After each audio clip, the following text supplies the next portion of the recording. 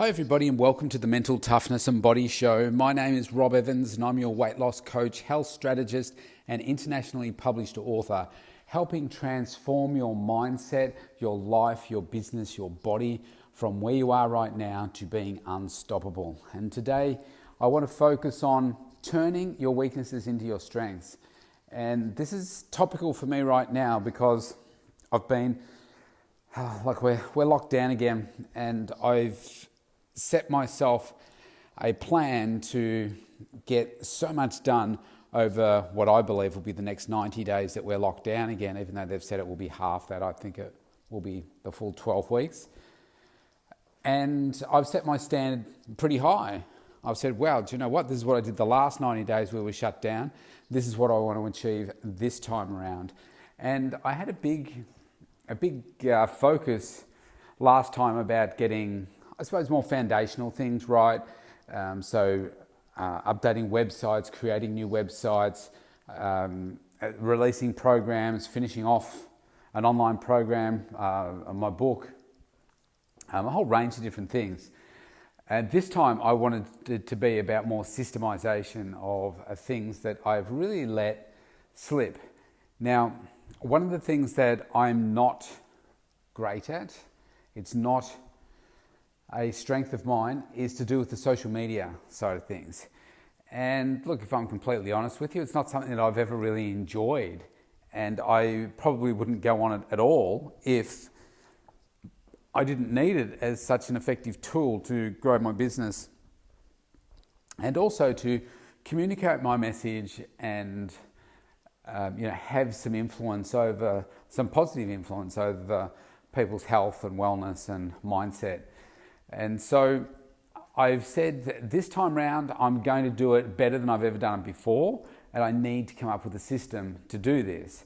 So I said, rather than just, always having it as a weakness, I said, I need to turn this into a strength. Now, I've done business with people that see what I do as a strength, and they say, wow, but you're on there all the time, you're posting things, it's really great, but I've never been satisfied with it. So I have gone through a detailed process today to draw up a strategy about what I want the outcome of my social media to be. And so here I'm talking about Facebook. I post on 5 different Facebook pages.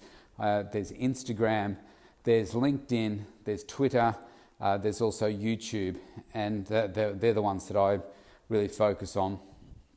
And then I look at all the different products that I've got and the services that I've got, and then think, okay, so how am I promoting them? When am I promoting them? And I drew up a schedule from Monday through Sunday and said, okay, so which are the days that I'm going to post here? On the weekends, I'm not going to post too much. Working, what can I outsource in terms of, here's some content, get somebody else to be posting it, scheduling it, and doing all those sorts of things. And it's probably taken me, I worked on it yesterday for a few hours and probably about 3 hours today, maybe a little bit more, 4 hours. So it's probably about 6 or 7 hours of working, pulling together this detailed document where I'm quite confident that I will be able to have a significant impact in turning this weakness that I have had into something that I can go forth with confidence. And I guess it's like anything, the more that you work at something, the better you're going to get at it if you're looking at what are the best ways to do this. And this is not something that comes naturally to me, and I'd much rather be developing content or doing something else rather than working out what to post. And because I do work in the network marketing space as well, not a lot, but I do some of it because of the Isagenix side of the business that I use for some clients with, the great nutrition products. I take them every day. But the whole network marketing thing is, it's just a whole other world. And then when I look at what I'm trying to do with my brand, and then also look at what some other really successful people are doing with network marketing, I think, gosh, they seem to be a long way apart in terms of what I do and what I like to do and how I like to communicate. and how often I communicate. And I don't want to be posting 7 times a day, or even 3 times a day for that matter. Some days I'll be posting twice, but just at the right times for people to see. And then we'll just try that for a while and see what happens. But it's certainly a challenge for me. But I've said, do you know what? You can't keep ignoring this. I mean, was it the start of this year or late last year? I didn't even have an Instagram account. Actually, I had an Instagram account. I'd never posted to it. So I've now started doing that quite regularly, but I don't have a system for it. So now this is the change. Get a system in place for it. And all this came about from thinking of all the different things that I wanted to be doing for my business, but I'm not. And I drew up a strategy document of all the things that I wanted to achieve during this lockdown. And so far I think I'm up to 24 things that I would like to achieve. And some of them are smaller things, like doing some outsourcing, some website updates and stuff. But obviously this is a big one. And organising, interviews and so forth for this show, marketing a number of different programs that I'm doing, creating a whole new program as well, are all really big ticket items for me. But I wanted to stay focused on also making sure that those weaknesses that I do have in my business, I really systemise them. And I guess when you're a smaller type of business, you can tend to just do everything yourself, and you're scared to outsource because you can do it faster and better and so forth, but it's not necessarily the smarter use of your time. So I've said, do you know what? Obviously the social media is part of it. There's other systems and processes that I don't have completely systemized that I could, and I could do that better. There's many pieces of work that I do around my network marketing that I could do much, much smarter than I do. So that's also on my list of things to improve. One of the other things that I've noticed just in the last few weeks, really, I know I did a podcast on this a few days ago about reading and the importance of reading. And this is an area where I've really started to let myself down. I have very long days, and because I start at, let's say, 4:20, my aim is to get into bed by 9:30, something like that, but it depends on what the kids are doing. And like last night, I was working up until 9:30. I was on a meeting that went an extra half hour longer, and so I didn't get to connect with the kids as much. And then I pretty much had to go straight to bed.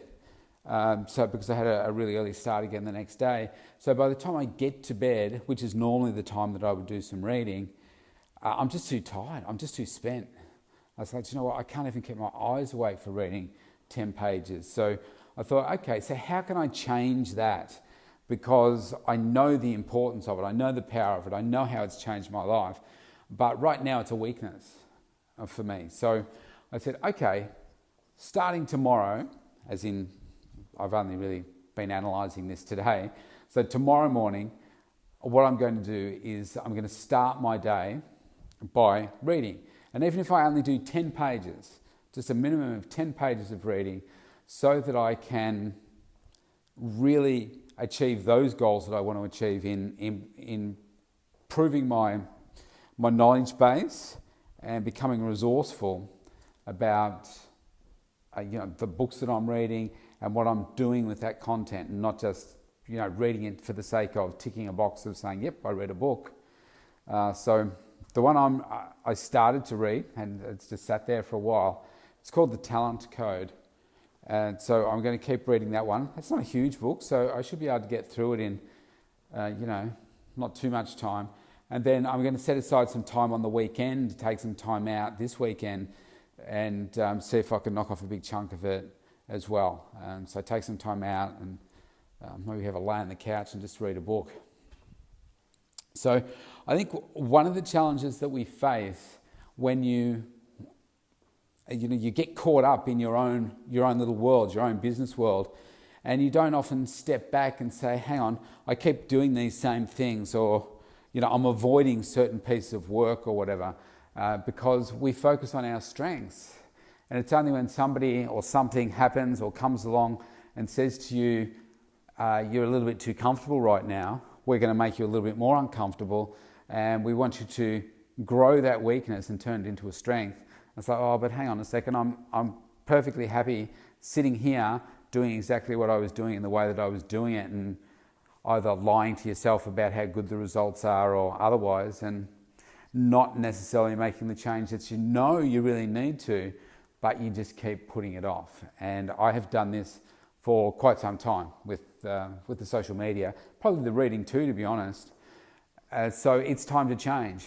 And I think, how many areas have you got in your life where you need to do that? Now, for a lot of people, it's to do with their health and fitness.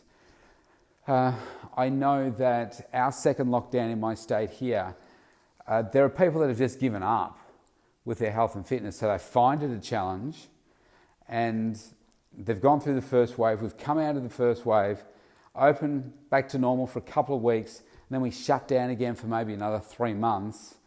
And people are just like, you know what, I'll just wait until spring, and maybe we'll get back to some sense of normality before Christmas. I don't think we will, but that's what they're thinking. They're just giving up. They're like, you know what, I'm not going to bother. It's like, but hang on, that's a bit like saying, I'm going to stop breathing. I can't be bothered breathing. This has to be a key part of who you are and what you do on a daily basis, so you can go on to achieve all the things that you want to achieve in this new world of living with COVID, and achieving all the success that you want. So maybe your health and your wellness has been an area that is a weakness for you. Maybe you've always been the way that you are, and you feel like, you know what, this is just the way that I'm going to be. I'm big boned. You're lying to yourself, perhaps, to justify why your body is where it is at, and you're lying to yourself to justify that you're happy with it. When deep down, if you stood in front of the mirror completely naked and you looked at yourself in detail, you would say, actually, do you know what? I'm disgusted, or I'm just really not happy, or I'm letting myself down for my partner, if you've got one. You're not bringing your best self forward, your best physical self forward for your partner to enjoy and for you to enjoy with them. There are many different ways to look at it. Maybe you don't have the self-confidence that you would really want to have because you're not bringing the best body and health forward.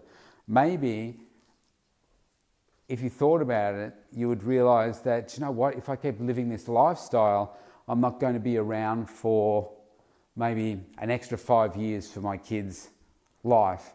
So I'm not going to see your kids' kids, or you're not going to be able to hold your grandchild or see your kids get married, or, imagine having another 5 years of life with your children or with your loved ones, or doing those things that you wanted to do. Maybe it's 10 years, maybe it's 15, maybe it's 20. Who knows? But if you don't start putting the focus in these areas where you are weak, then you know that you're not going to optimize the results. You're not going to be as happy as you could be. You're not going to be performing at the level that you know that you're truly capable of. And this radio show is about making sure that we make you mentally tough so that you can become unstoppable for any area of your life. I mean, I love to focus on the health and wellness side, because it's such a springboard to any other area of change in your life. It really is. It's really powerful.